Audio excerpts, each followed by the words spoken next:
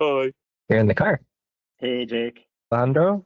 Hi everyone, how's it going? Hi Jake, Hello. nice Hi. to meet you finally. Yes, nice to meet you. So I can give maybe a few more minutes, see if anyone else hops on, but we can do just quick intros. We got some cool people who are in the room, but I guess not everyone will be able to join. It is a kind of a weird time. But yeah, I'd like to just introduce people and we can just kind of see who's in the room. And I've got a presentation and some demos, things to show off. And it can just be very casual. Yeah, Seth's driving. Don't crash, Seth. But Seth is actually here in Austin, Texas. So for those who don't know, my name's Jake. I am a co-founder of Lambda Curry with my friend Derek, and we started Lambda Curry about 6-7 years ago, and have been doing the agency life for a while. We got on the Codegen train early on, and I even got to have a little picture of myself on the homepage, which was fun. And those guys were really cool. But when their service got bought and went away, I was like, okay, man, I go use Devin or Charlie, but I didn't really want to go down that path of finding another tool that would just like trade cost for those integrations. And so I was looking at ways that I could maybe build something to replace that. And that kind of was enabled with OpenClaw. And when OpenClaw came out and I was just able to do things like over in the last month, like a month ago, I would not have been confident to be able to figure out like how RAG works and do these like vectorized databases all local on a little Mac Mini. And just the rate of change and being able to do things is a lot of fun once you kind of get over that hump of figuring out how to go from idea to testable MVP and then hardening that. So I've been kind of in the basement or the plugged into the matrix, however you want to call it, for the last few weeks, and I'm now finally surfacing a little bit to breathe, show off what I've been working on, share my ideas, and get feedback from anybody. So that's a little bit about me. I've been doing like front end development mostly for about 12 years, and then now mostly meetings, which that's not fun. All right, who wants to go next? I can go if you want. Luca here from Buenos Aires, Argentina. Met the group also trying Cogen, and when the guys got bought up by Click, there was something missing in our like we are building with Oscar. We are building a health tech here in Buenos Aires. He's in Bolivia in Santa Cruz. Well, then he can introduce himself if he want, but we had built like a nice workflow around Cogen, and when it disappeared or stopped working as we wanted to, we started investigating ways to how to say that, to replace it. And we find OpenClaw are a nice potential. We just are starting with it, so we're totally beginners. A little bit of background about myself. I'm an industrial engineer, worked before in big corporates, Nielsen, Accenture, then went to a startup there in the US, user pricing, and now building Keywell, this health tech startup that I was talking about. So nice to meet you guys. Very cool. Yeah, thanks for joining. Yeah, I can go next if that's okay.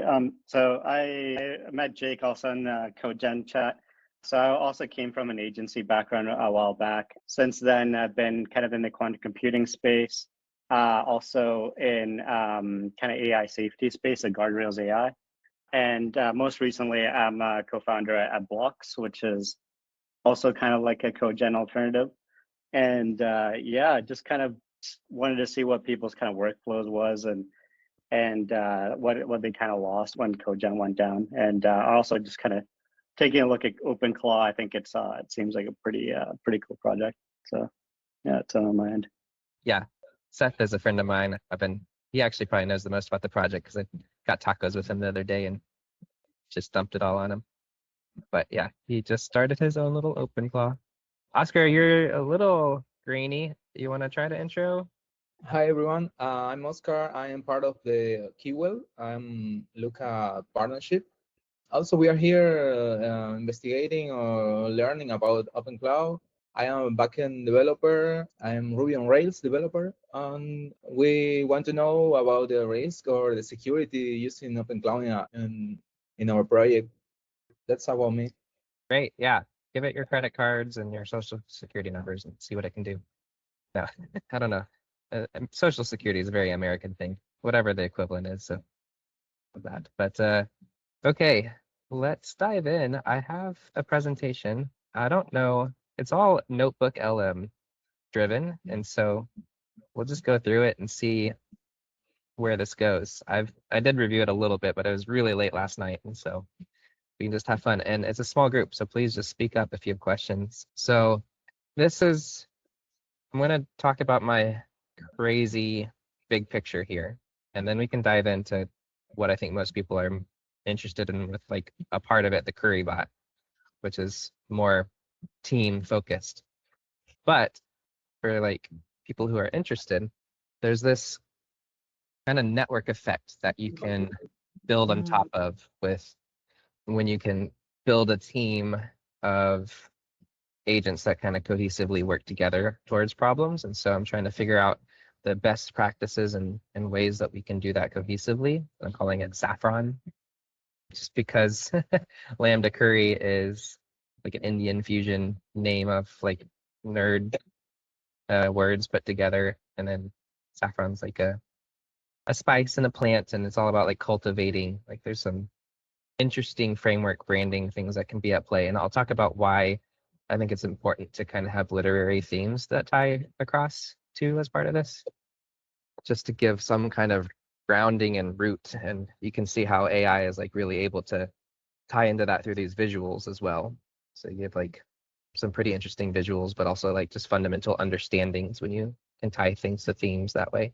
So the idea is like currently you can build swarms of agents, but then and they can go and do incredible things. And typically you just like fan them out. They go do an individual task and somebody goes and sees what they come up with and compiles it all together. And that's great if you're doing very focused things like research or trying to just get a breadth of information.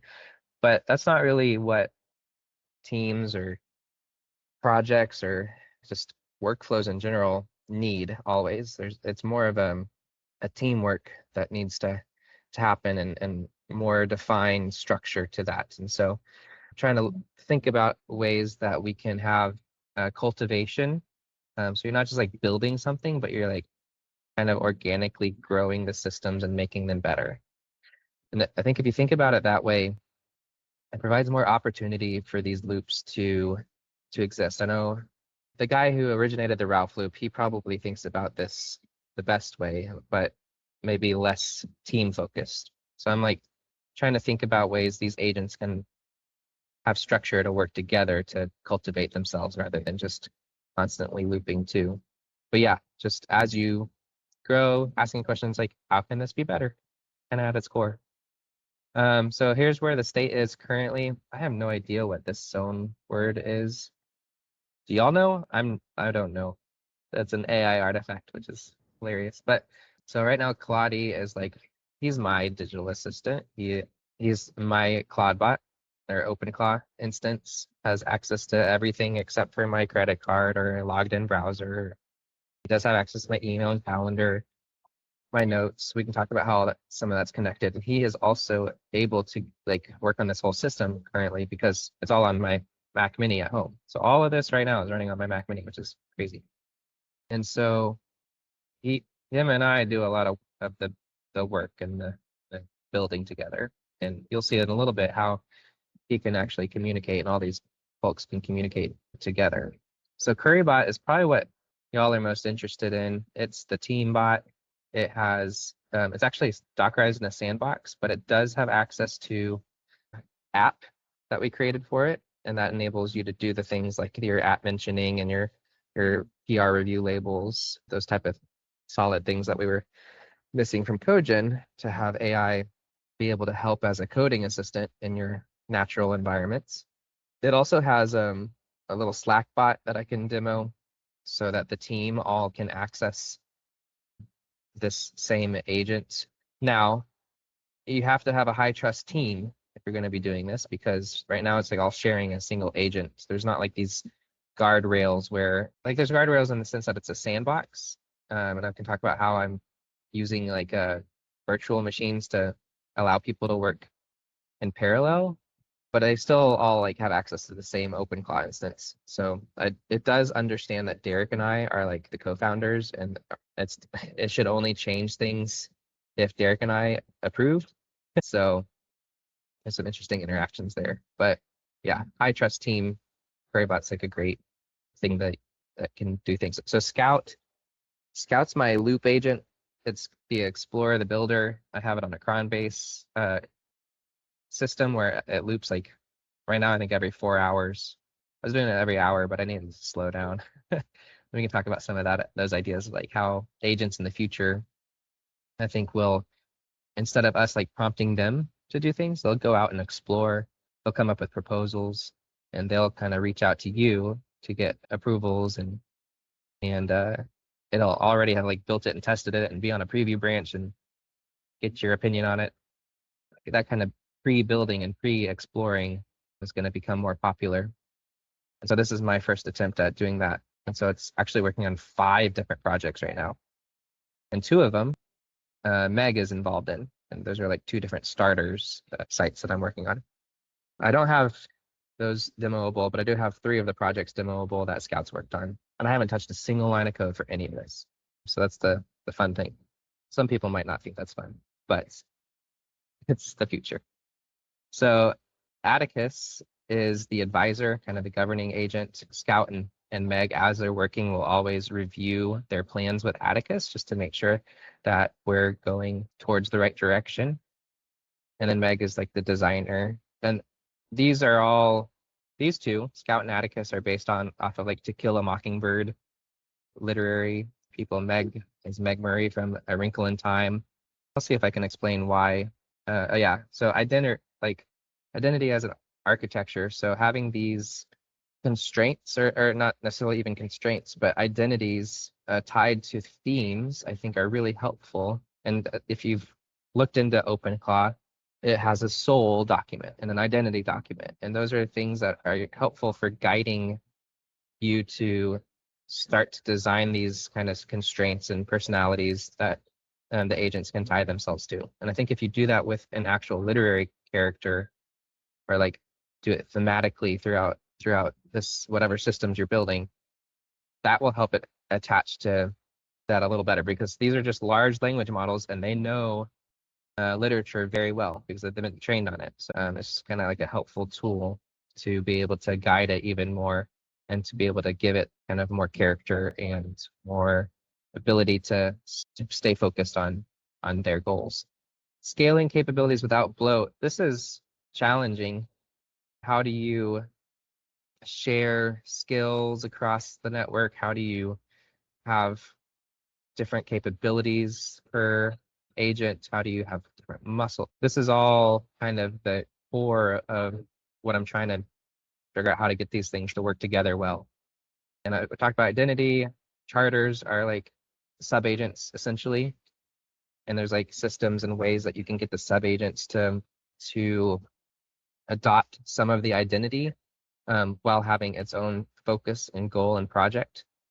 So for example, Atticus has like an almanac that he's working on, and that's just him on a cron job, making sure he understands the system as it gets built and making sure it's well documented, and documents are written. And we'll talk about the brain in a second, but they're written to the brain, and that brain for the system is shared across all of the agents. So ideally, if that's working well, all of the agents in the network will have this shared understanding of the network. Yes, go ahead, Luca.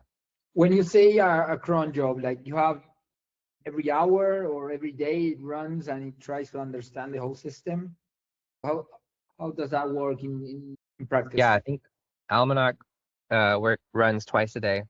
It has a process that it walks through. And so it's going to go and review sessions and talk to the other agents to get an understanding of kind of what happened in since the last run it did. And then it's going to pull out things that I think should be documented and shared across the network. So it's going to have a lens of like, is this helpful for the entire system to know about? So it's not trying to be too granular. It's not trying to be too high level. It's going to find that line where is this something that will be helpful for all of the agents to have a memory of? And then because things could go stale, right, as the system grows, talking about cultivating and changing and being organic, it has a system right now where it can go look at older documents. So it takes like the 3 oldest documents every time, just to make sure it's always going through and keeping those up to date with its new knowledge. And then all of this gets put into a RAG system that is easy to query through. Does that answer your question? Yeah, totally. Maybe not totally, but I'm trying. No, yeah. It helps. And then you just like have all of these different sub agents that have these skills to like start to make the whole system better. And they do have to be very thoughtful and very purposeful and not try to do too much. And yeah. Another one. Sorry. Oh yeah, it's great. And how do you define how many sub-agents do you like? What's the thought process there? Yeah, I don't know how many will be a good answer. I think in theory, you can have as many as you want, because the way that I'm approaching sub agents is that they are actually mostly cron job driven right now. But you can have sub agents that are targets in the communication bridge. You just have to really define what each of your sub agents are focused on doing as part of the identity. And so I don't know how many I'll end up having. Everyone only has a few right now, except for like Scout and Meg, the builder and designer. They're going to have one for like each project essentially. Each project also gets its own. So every time you have a project or a big task, that you just build another sub-agent that takes responsibility on that big task, or Yes, and probably the only one crazy enough to do it that way. But the reason is because the charters can be responsible for keeping up with like a scratch pad, for example. So each time they run, because if I'm running on a cron job, I need to have a way to either put in information, so like I can share my insights into what they're doing and add that to their scratch pad, or have a way for them to update their memory that's unique to that project. Because if I wanted an agent that could work on 100 different projects, it would be too much to be in the parent. So I do granularly make sub agents for all of that. Yeah. okay, and it's gonna increase a lot the cost of the context, and so then you'll probably talk about the shared memory and that. Yeah. Hopefully the shared memory, as this network grows, doesn't get too big. But right now it's all RAG based and you can query, and I don't know. Supposedly it's really good. Alejandro. Yeah, super quick question. So just for those that aren't super familiar with OpenClaw, so does it, I'm guessing that you define like roles of these other agents, and you have kind of your main agent essentially delegate some aspect to it, but you can just register them. Does that kind of work? Yeah, you kind of hit it pretty spot on. I don't know if there's like I don't know, there's so much here because they built so much. So the workspace, every agent gets like a high level workspace, agent, soul, user, identity, tools, and then your sub agents can get its own version of these.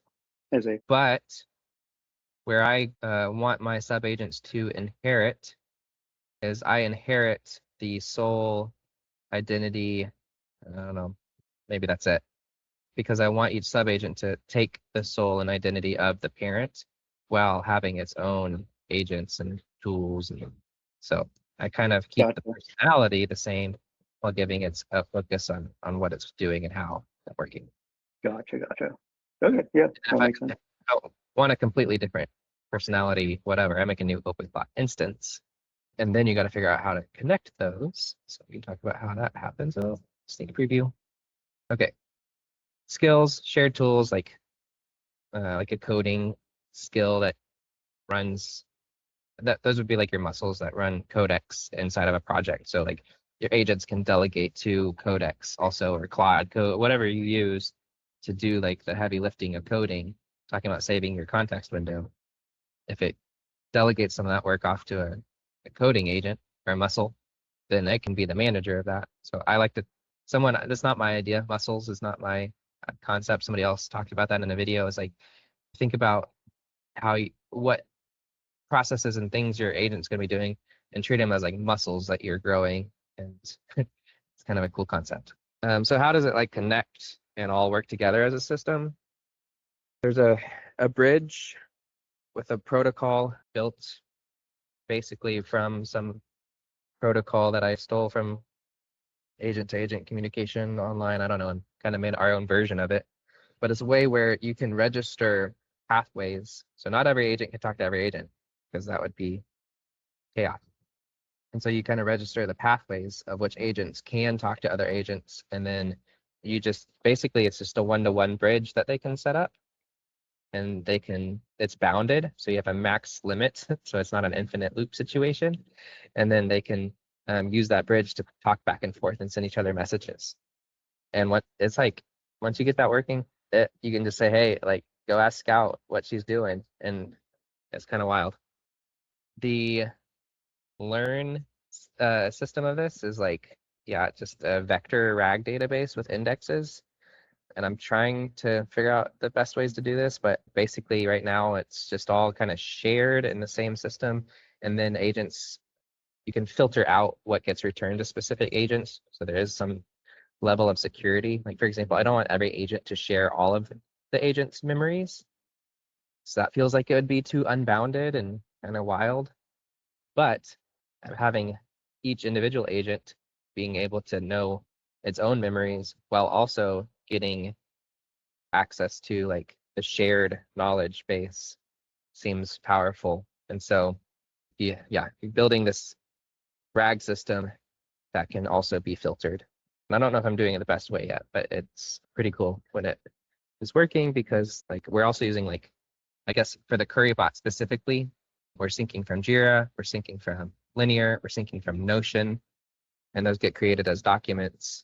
And every 15 minutes, it'll sync, it'll put those in based off of if anything's changed recently, and then just get added to this memory. So I can go and ask about recent tickets and recent meetings, and it's just all very powerful to get that set up.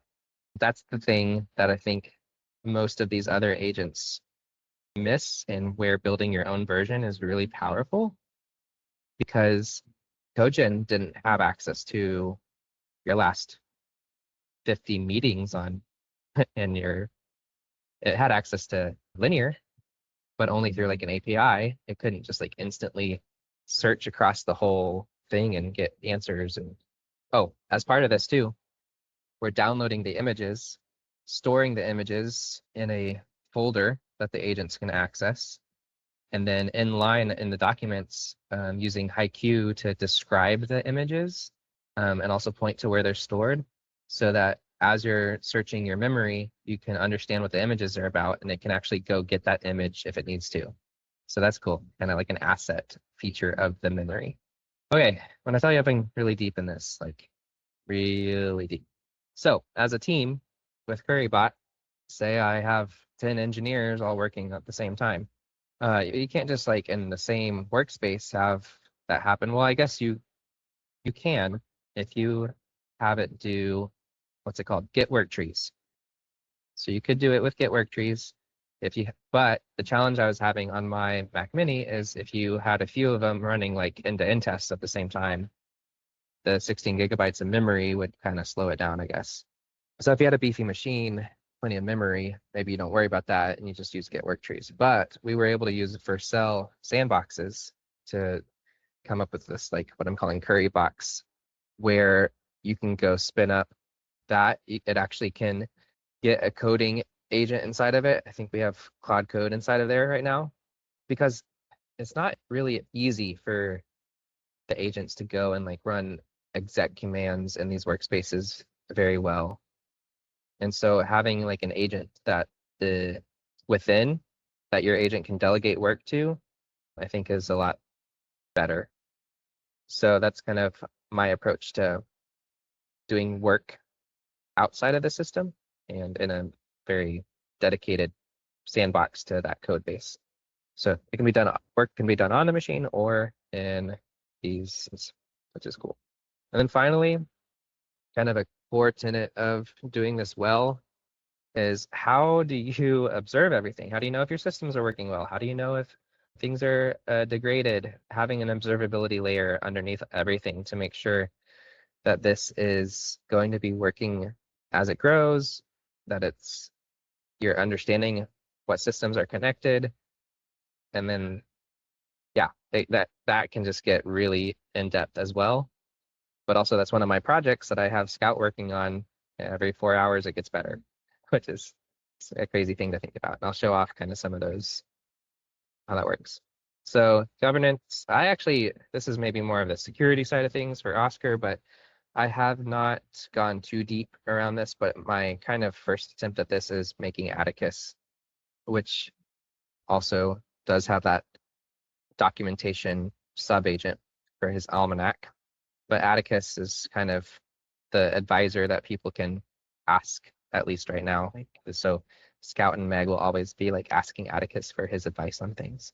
There's probably a huge room for security agents and things like that. I have not gone that far. Everything's just tied down to my box. So I've only exposing like webhook endpoints right now for like meeting notes and linear and all that. But oh yeah, so talking about webhooks from meeting notes, we use Fellow.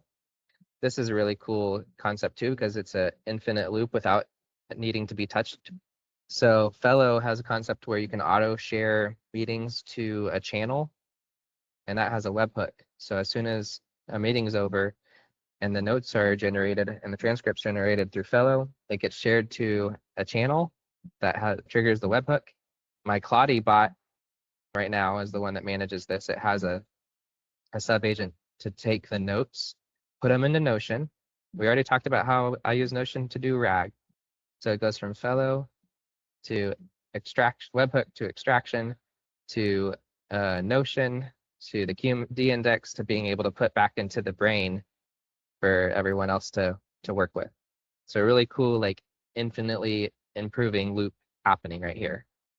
And for 360 training, one of our clients in particular, I do a little bit more on the Notion side to extract kind of a knowledge base for that too. Because Notion has its own sub-agents you can run on a cron job as well. Oh, okay, so that's pretty deep. Any questions so far? No, this is so cool, man. It's great. It's like a very niche audience that this is cool for, but Yeah.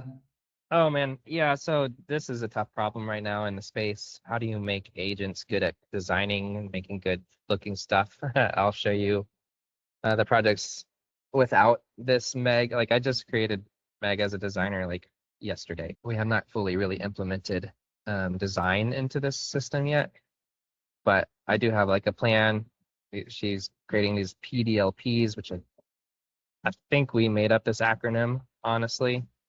I don't think this is an acronym out there. Maybe it is, but Project Design Language Package, which can be customized and unique per project. So she's going to help create those for the projects and help us. She's a design engineer, so she'll actually can help with storybook and That would be like a design system, right? Yeah, that's basically all it is. But it's a templatized version that you can create, across. This slide doesn't really mean much, but every morning I get no, we haven't even implemented much of this. Observability we've implemented. We haven't really implemented daily digest yet.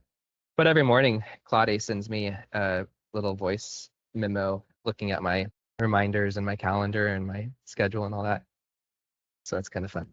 I talked a bit about this a little bit. The future of where this is heading is how instead of us like prompting and coding with agents, I think the agents will be prompting us and hopefully in systems that are really good and well done. And the challenge is we've talked about this going from like as developers, the coding isn't actually the bottleneck now, but the reviewing the code is the bottleneck, right? Eventually it's going to be the bottleneck is like reviewing the plans and having time to respond to the agents that are doing the work ahead of time. And so I think eventually the agents will be like trying to find time on your calendar to, like humans do. Like, when's he available? We need feedback. So that's going to be an interesting place to get to. Tailscale is kind of like what we use to be able to get into things from elsewhere. Okay, that's the presentation. That was fun. Should I do? Let's see. You also see things like this out in the public. This is another challenging thing. I know this is like way overwhelming to look at, but essentially there's a lot of different challenges as part of this that people are trying to solve. And this is one that's talking about you have all this like breadth of context that agents need to pull from. How do you do that in a way where it's not overwhelming the context window? And so this person's talking about it from like a very like a Claude Code instance in a code base, like where you would start with the rules and then based off of whatever it's working on, it could go and read more like per domain. So I guess my version of that would be like I'm creating the sub agents that focus on a specific domain, right? And then from there, from that domain, like what tasks and what files do you need to touch? So anyway, this is how you can like approach designing an agent that can do a lot of things, but make it not overwhelming the context by giving it too much. And this is a very overwhelming concept, so I'm not even fully on board with this approach necessarily, but the concept is like you start with the core and then you have like subject domains that can be reached out to if you need to, essentially. Okay, done with that guy. So showing off kind of demos, these 3 projects are things that I have not touched a single line of code on. I'm asking why, oh, query bot proxy is down. Okay, I thought this was recall. Recall self-leading. So this is helpful already. And I haven't touched a single line of code. One thing that happened was my friend Jam, he recommended I look into OpenObserve as an observability layer. And so OpenObserve provides an open telemetry layer and API that we can, and database that we can, it's all open source, utilize as like the background for all this. And then, I don't know, we can do things like get stats better, I guess, performance trends and things like that. So what's crazy about this is like, I don't even know much about this. I haven't even had time to explore it, but every 4 hours it builds more and more and more. So like, I didn't even know this page existed until today, actually. So like, And who's building this? yeah, so Scout is building this. She has a Watchtower project. Scout is my only builder right now. And her role is to always be exploring, always be building. I do want to have more builder focused roles that build out things and I want to build out like a Notion database where I can see the work that's happening and give feedback and do approvals kind of within this Notion database. But there's not enough time in the day for all these ideas. So some people are using like a Trello, like a task tracker. Do you have something like that or no? That's essentially what I want to build out in Notion. Yeah. Okay. Because Notion can do all that, and then I won't have to build it, and I could have it build its own. I know people have done a really good job at making their own. Yeah, that mission control. Yeah, and I might eventually get there, but Notion has everything I need for that, and so I think that's a good marriage right now is doing it in Notion, and I also love Notion AI for the brainstorming. So because we are able to use Notion as like a document store for the RAG databases too. Well, it's let me kind of explain this. So since Notion has databases, we can use it as a document store, like a source of truth. If things change, then my computer will sync those locally to Markdown. Notion syncs to my computer, Markdown files get stored. That's what gets vectorized. So that some Notion databases can act as like the source of truth. And the only advantage that really gives me is then I can use Notion AI to kind of understand the system and do some brainstorming for free. So I don't know, it's kind of cool. And then if my work center, my workspaces inside of Notion, then I can use Notion AI to like manage it a little better too. But of course, you could all build that from scratch with whatever systems, but it's just a lot. So I'm going to use Notion for now. So this is one project. Obviously, design's not good yet, but I don't know. You can even see like, oh, I don't think that page works. What are my alerts? Yeah, sandbox errors. This incoming error has like an acknowledgement system, tokens and costs. Some of these used to work and they're broken. I don't know. Question. Yeah, so this watchtower kind of dashboard, so you're saying that like periodically, like this agent is kind of maintaining this, or how does it work? All three of the projects I'm going to show you, I've not touched a single line of code, and it's all done it all by itself with just like a guidance, I guess, periodic guidance. But was there like specific guidance to build this observability dashboard, or was it like that? Like Honestly, pretty minimal, just like an end goal. Okay. Like I want to see the Got it. systems, explore the Gotcha. systems, not like a full PRD. No. Yeah. And like it periodically runs and sees if there's like improvements or something. Mhm. Yep. Gotcha. Like this performance trend thing. Like I didn't even have that idea. So That's really neat. And I guess my last question is like, what's the cost looking like in terms of token spend? okay, yeah. So Anthropic has not banned me yet. So we're running most of this on just a team codex. And like look at this. I have so much usage left. I switched my main daily driver to Sonnet 4.6. And like this is the $200 a month plan. It's crazy. I did go over last week because I was using only Opus, but I switched my daily driver to on Slack because I'm like spamming Slack nonstop all day, every day right now. And that's like how I communicate with Claudia mostly. And I just get so much usage. It's crazy. So for essentially $225 a month, I'm getting as much as I could ever possibly dream of using. Gotcha. Okay. And I don't know. I hope that stays the same.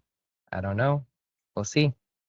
But I know these people are talking about spending hundreds and hundreds of dollars, like thousands of dollars a month on tokens. Like they're just, that's because they're using their company's card, I think, on Open Router or something.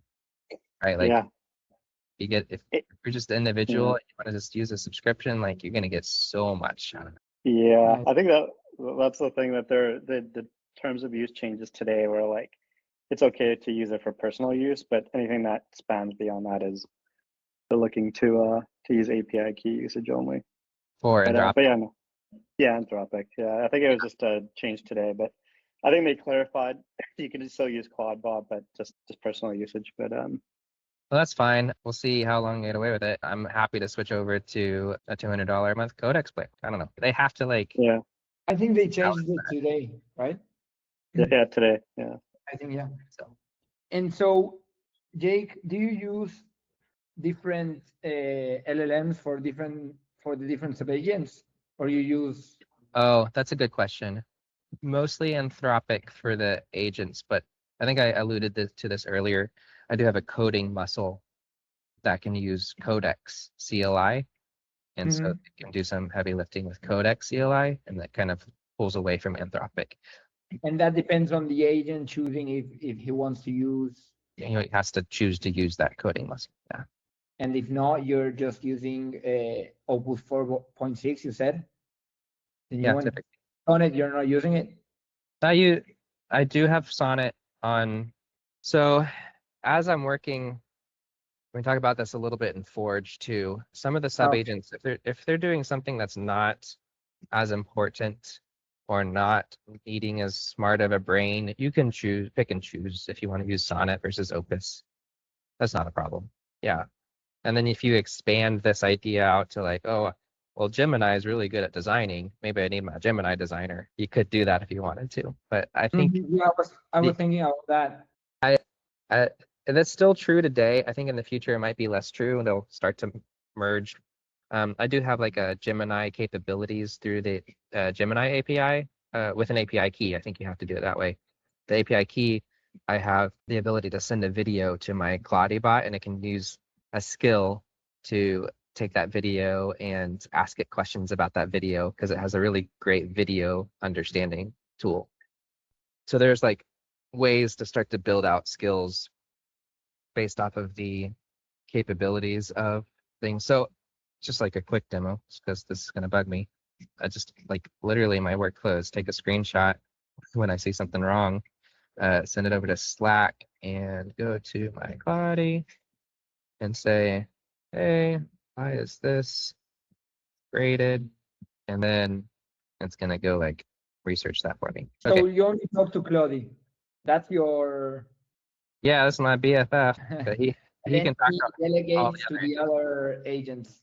You could think of this as like a super admin agent, but it's also like my personal assistant. So like I very carefully designed this, and we can talk about that in a second, like how you can approach designing things. But yeah, I like Awesome. basically had an AI interview me about like how I would want to design the agent that I work with. Yeah, still not perfect, but it's pretty far. So we talked about observability. Okay, this is another big thing. As this grows, as the system grows, how do you educate people on it? Like, you know, I've spent over an hour and we haven't even barely touched the surface really, or almost an hour. And so having this site also only designed by AI, you can really, really tell it's very obvious because it used a purple gradient. But it's building out this like map of the systems, like decision frameworks that people are using. I gave it kind of a directive to have like a high level view and then like a district view and then like a street level view. So you can like dive in deeper and deeper to see more and more about the systems. You have different workflows. I mean, this like is huge, just all based off of like what we're building. And I've not touched a single line of this is all, I haven't even really told it what to do. Like this is kind of stupid because it's just like highlighting the things, but it's still at the same time really fun to see it like come up with these ideas on its own of like how to best visualize what it's doing to people. I don't know, pretty interesting. One of my favorite parts of this that it did for me is this guy that's maintaining kind of like a topology of the connections and everything. You can export to PNG and SVG. You can drag things around, reset the Nice. layout. It's amazing. So this is another project where it's like, obviously there's tweaks and things that need to be done, but like I said, just yesterday I got my designer on board, so she'll help. Here's your yeah. See, it already documented this. It's crazy. So we just talked about this like yesterday, what a PDLP is, and she's already like Atlas has already picked that up and documented it. Very cool. Okay, this guy's my like. I'm thinking as I grow the systems, how do I create these ideal OpenClaw instances? I talked about all the files, like the different personalities and things. This doesn't go too far down the literature side, but it does like kind of walk you through the different archetypes and like who and what type of agent would be good for what and what tools they should get, things like that. Here's your where it thinks it would recommend for what models to use for various things. I have zero idea why it thinks Gemini should be an autonomous worker with background execution and monitoring, but maybe it considered price as part of that. I don't know, or autonomy level. But what's cool is you have this like playground here. I can design one. Does anybody want to like, oh, let's do a quick start for fun. Let's do a copywriter. So it's gonna use AI in the background here to generate. I did ask it for some animation here, but it didn't pick that up. So we'll see if it works. It worked last time I did this. Okay. Based off of what we gave it and what it thinks are best practices, it built the soul, the agents.md, identity, the user who's using it. Yeah. So, tools, it has access to memory, a heartbeat. So it's got a cron job check-in to review ongoing projects and brainstorm new ideas, which is interesting. So that kind of like, this gives you an overview of like how you can structure your new OpenClaw instances. And so I do eventually want to like get this to a place where I can publish it, have this be an interesting resource for the community. So those are the three main starting projects I'm just exploring the builder scout with on a cron job basis, and it's just like, I don't know, it's just a peek into the future. All I got. Thanks a lot. Thanks a lot. I don't know. It was great. Thanks for sharing it. Yeah, I guess what I didn't do here is show off how this query bot works. So in Slacking is like, hey, can you give a little overview of what query bot could do? See if it works. It's pretty fragile right now because it's all run on my Mac Mini. So it's like whenever, I guess the Watchtower should let me know, right? My friend Jam said, like, how do you know it's not lying to you? I don't yet. It's got knowledge search. It can talk with GitHub, build a code, query box, schedule reminders. Yeah, so see, it's like got this knowledge of how the system works. Yeah, that's really neat. And the latency seems pretty good too. Is that like the Vercel sandboxes where it's running? No, this is just tuned from my my Mac Mini. Oh, gotcha. Got it. Yeah. That's super neat. But let's see, like, can you get me a screenshot from recent? This is really gonna stretch it because I mentioned it could do this. We'll see if it can. That would be so cool. I've had to do it once, but then things like the memory is broken. Like there's like a lot of things to maintain right now. So hopefully I can get to a place where it's more stable. But just having the ability for the team to get really good code reviews and get really good meeting documents, like that's a big win. Ah, it worked. Nice. Yeah. You even highlighted some stuff, right? No, I didn't do that. No, from the QA person. Although the agent browser today dropped a release where agent browser can do that. So in theory, they could do it. Nice. And do you know anyone who's because we configured our OpenClaw in an EC2 in an AWS EC2 instance. What are your thoughts there about that? I'm not a DevOps guy, so I don't know if I have Okay. opinions. I think the reason I wouldn't, personally for me, for my digital assistant, is I needed at least, and maybe your Amazon box has plenty of memory and all that, but I use it to locally do the RAG system, and I use it to, but you could also use Pinecone or like another service external. Honestly, it'd probably be better, but I guess you're just trading better for payment. But I have local voice to text. I have local text to voice with the Kokoro, which is really fast and good. And there's only one voice that sounds good. So you have to only use that one voice. Otherwise, the rest of them are terrible. So I was just kind of like found ways that like are fun for me to work with it on my Mac Mini that I don't know if I would have been able to do quite as much on an Amazon instance. But that being said, all of my little sub agents, I do wish were like networked. Right now, they're little parasites on my Mac Mini, and so I need to figure out how to scale it outwards and still have them connected and use the services. But yeah, that's a challenge. Yeah. And do they use? I'm guessing they don't use like separate file systems, right? It's all one file system. They're Dockerized. Again, I'm not necessarily a DevOps person, but I do have to. They're in sandboxes. And you do have to like specifically share certain files and inject those into them when they get loaded. It is protected for the sub agents. Claude has access to everything, so he could do whatever. Okay. Interesting. So you have my email if you ever have any more questions too. Awesome. Yeah, I will probably send you a couple of doubts and stuff. And do you have anything of this like open source? Could we have a check to look at those or not? No, unfortunately not. If you send me something you're super interested in, I could send you some documents maybe. Okay. But like, yeah, I don't even know. Right now, it's all kind of separated in different GitHub repos and all local. So it's not like super cohesive. Okay. It's not like it's like not like in one mono repo that like would have everything, it's like each little agent right now has its own little Git repo because it can save its own state.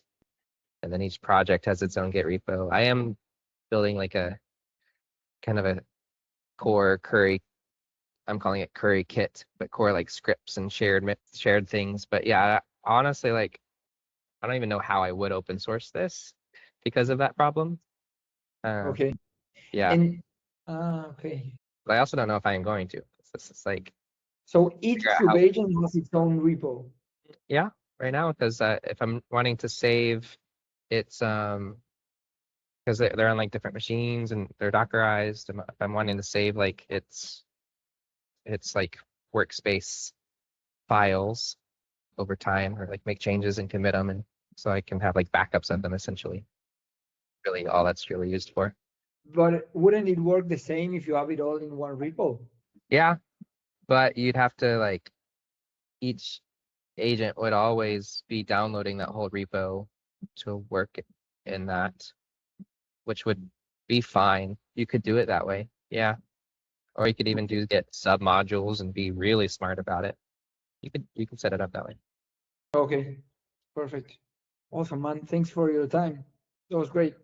We need to form a little community of nerds to nerd out on this stuff. But yeah, appreciate y'all joining, and glad I got to show it off to some people who cared. So it was fun. Yeah, thanks for organizing this, Jake. This is awesome. Thank you, Jake. Any questions, please reach out. I'll be around. Bye. Have a nice day. Bye. Cheers.